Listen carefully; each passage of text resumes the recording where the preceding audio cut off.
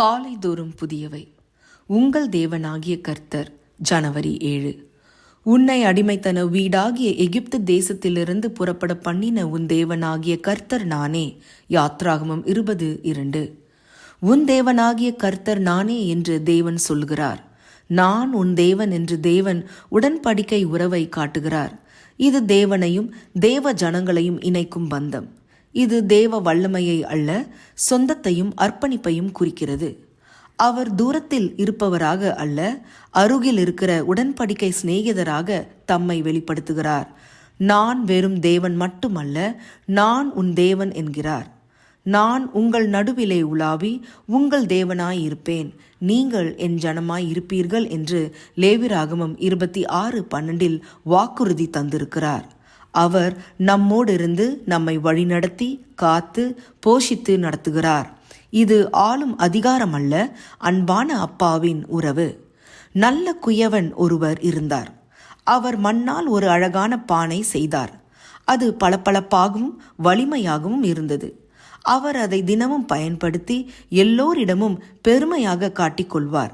ஒரு நாள் அந்த பானை அவர் கையிலிருந்து வழுக்கி விழுந்து உடைந்து விட்டது. அவருடைய நண்பர்கள் அதை எரிந்துவிடு, வேறொரு பானை செய் என்றார்கள். ஆனால் குயவன் சொன்னார், இல்லை, இது என்னுடைய பானை, நான் விருப்பத்தோடு செய்தது என்றார். அவர் மெதுவாக எல்லா துண்டுகளையும் எடுத்தார். பிறகு அவற்றை தங்க பசையால் ஒட்டினார். பானை தயாரான போது அது முன்பை விட அதிக அழகாக இருந்தது. தங்க கோடுகள் பளபளப்பாக ஒளிவிட்டன. மக்கள் அதை கண்டு ஆச்சரியப்பட்டார்கள்.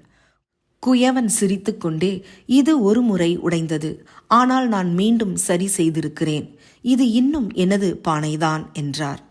தேவன் நம்மை சிருஷ்டித்தவர். நாம் தவறினாலும் உடைந்தாலும் அவர் நம்மை அன்புடன் திருத்தி, நான் உன் தேவன், நீ இன்னும் என் பிள்ளை என்கிறார். நானே உங்கள் தேவனாகிய கர்த்தர், என் ஜனங்கள் ஒருபோதும் வெட்கப்பட்டு போவதில்லை என்று யோவேல் 2:27 தேவன் சொல்கிறார். அவரும் நம்மை பற்றி வெட்கப்படுவது இல்லையாம். தேவன் அவர்களுடைய தேவன் எனப்பட வெட்கப்படுகிறதில்லை என்று எபிரேயர் 11:16 சொல்லுகிறது. குறை கண்டுபிடிக்கிற பிசாசு அவர்களிடமும் குறை சொல்லதான் செய்வான். ஆனால் தேவன் தம்மை அவர்களுடைய தேவன் என்று அழைத்து கொள்ள வெட்கப்படவில்லை. இந்த தேவன் என்றென்றைக்கும் உள்ள சதா காலங்களிலும் நம்முடைய தேவன். சங்கீதம் 48:14. ஜெபம். என் தேவனே, உம்மை நம்பி இருக்கிறேன், நான் வெட்கப்பட்டு போகாதபடி செய்யும். ஆமேன்.